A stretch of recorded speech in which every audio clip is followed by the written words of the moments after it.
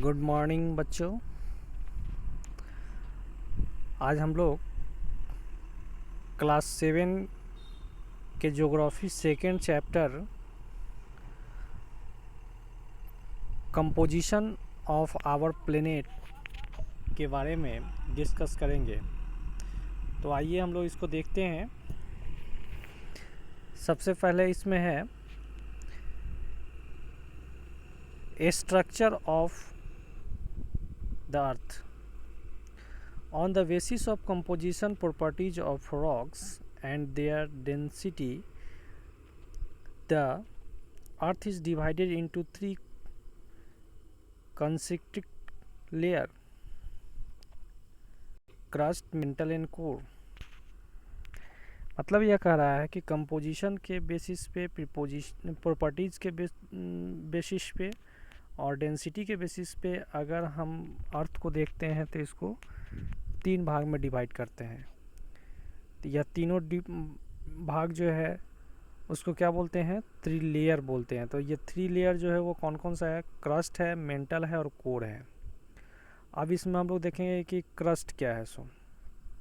तो देखिए, क्रस्ट और lithosphere is solid outer most layer of the earth. Crust जो है, जिसको हम एक दूसरे नाम से भी जानते हैं लिथोस्फीयर, वह अर्थ का आउटर मोस्ट लेयर है, मतलब सबसे ऊपरी जो भाग होता है वह भाग है। Composed of rocks and mineral, यह बना हुआ किसी से है? तो रॉक्स और मिनरल से ये बना हुआ है।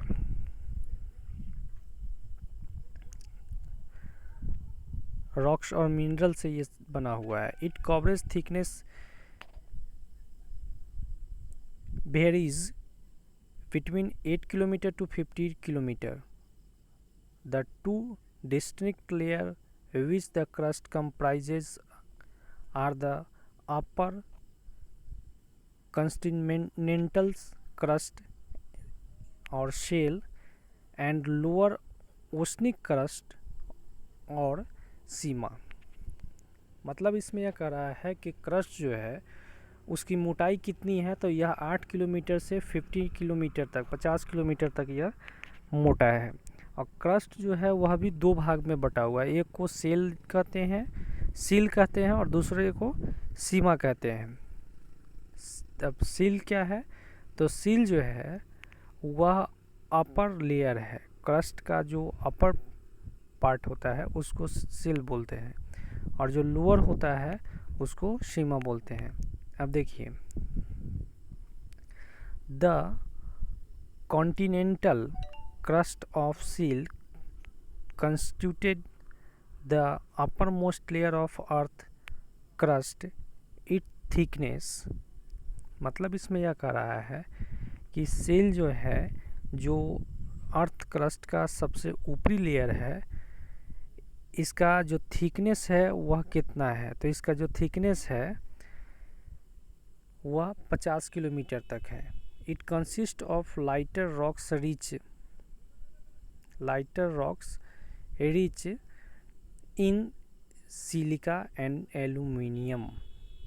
इसमें यह बतला रहा है कि जो अपर मोस्ट लेयर होता है क्रस्ट का, वहाँ पे सिलिका और एल्यूमिनियम मिनरल पाया जाता है। और यहाँ पे जो रॉक्स होता है वह लाइटर रॉक्स होता है, मतलब हल्का चट्टान जो है, पत्थर, वह पाया जाता है। This layer is not continuous and mostly found the continental area above the lower crust. अब इसमें यह कह रहा है कि यह कंटिन्यूअस नहीं है, मतलब अपर जो क्रस्ट लेयर है वह कंटिन्यूअस नहीं है।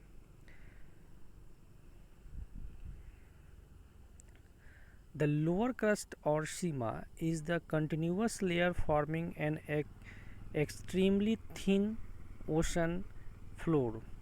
अब लोअर क्रस्ट जो है वह क्या है? वह कंटिन्यूअस है। यह ओशन के ऊपर एक पतला फ्लोर के जैसा है। इट में range from few minutes to 10 kilometre. इसकी जो मोटाई है वह कुछ मीटर से लेकर के 10 किलोमीटर तक इसकी मोटाई है। इसमें मेन जो मिनरल मिलता है वो कौन सा मिनरल मिलता है, तो सिलिका और मैग्नीज मिलता है। तो हम लोग क्रस्ट के बारे में देख लिए। अब आइए हम लोग देखते हैं किस चीज़ के बारे में, मेंटल के बारे में। द मेंटल और that mesosphere is term use for the second layer of earth is lies within the crust and extend up to core of the earth। अब इसमें यह कह रहा है कि मेंटल जो है वो कहाँ पे है। तो मेंटल का जो आप सही पोजीशन देखेंगे तो आपको पता चलेगा कि यह अर्थ का तो सेकेंड लेयर है ही, लेकिन क्रस्ट जहाँ समाप्त होता है और कोर जहाँ से शुरू होता है उसकी दोनों के बीच का जो भाग है उसको मेंटल बोलते हैं। इसकी थिकनेस की बात अगर करेंगे तो एवरेज थिकनेस जो होता है वो 2900 किलोमीटर है, मतलब 2900 किलोमीटर में है। The mantle is the made up of rocks which are the far denser thin than those constituting the crust. अब इसमें यह कह रहा है कि जो मेंटल का जो लेयर है वह किसी से बना हुआ है, तो वह रॉक्स से बना हुआ है। The mental consist of the 3 layer depending on the temperature and pressure condition.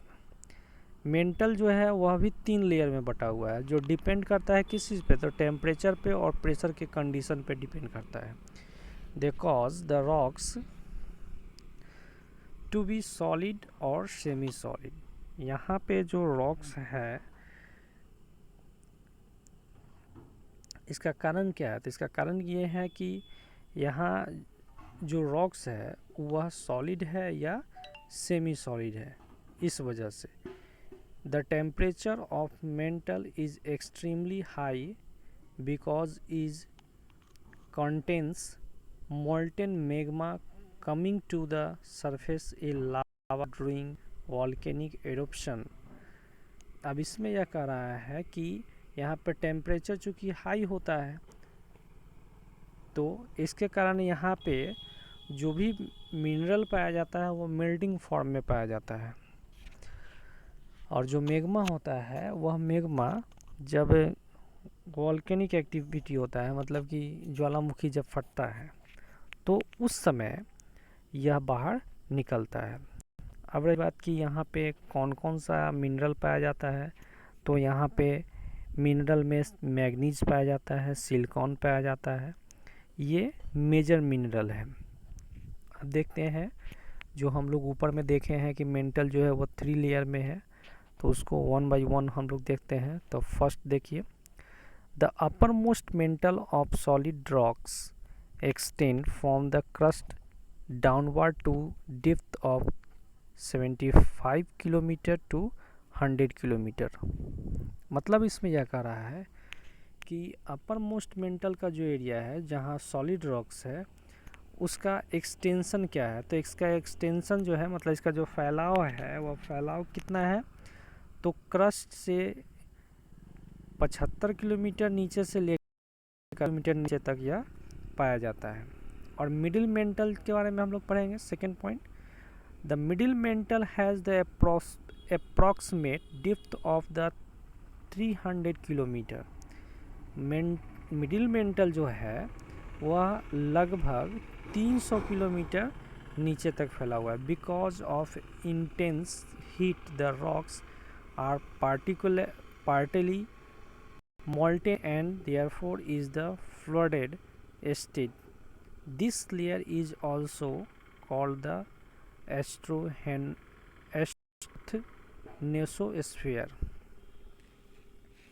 और मिनरल पाया जाता है, वो मिनरल जो है वह मेल्टिंग फॉर्म में होता है, मतलब वो फ्लड करता रहता है, फ्लो करता रहता है।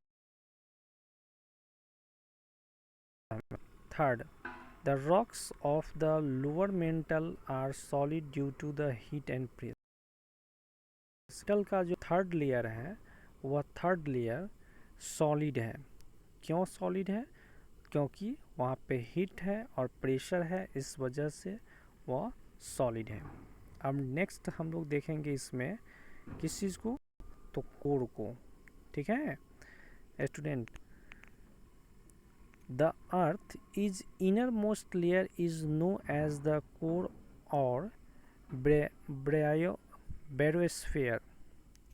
मतलब कि अर्थ का जो सबसे इनर, सबसे आंतरिक जो लेयर है उसको हम लोग कोर बोलते हैं।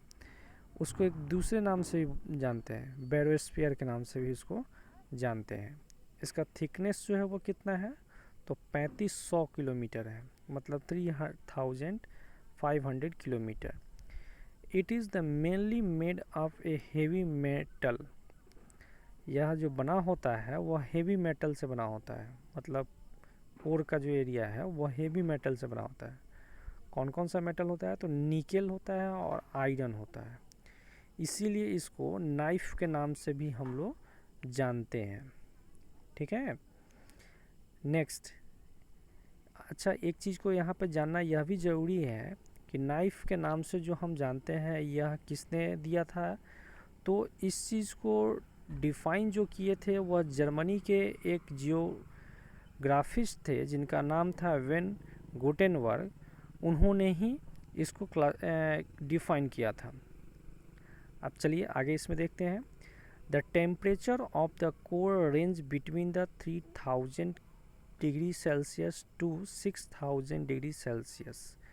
मतलब यहाँ पे जो टेम्परेचर होता है कोर में वह 3000 डिग्री सेल्सियस से लेकर 6000 डिग्री सेल्सियस तक होता है। Beside such a high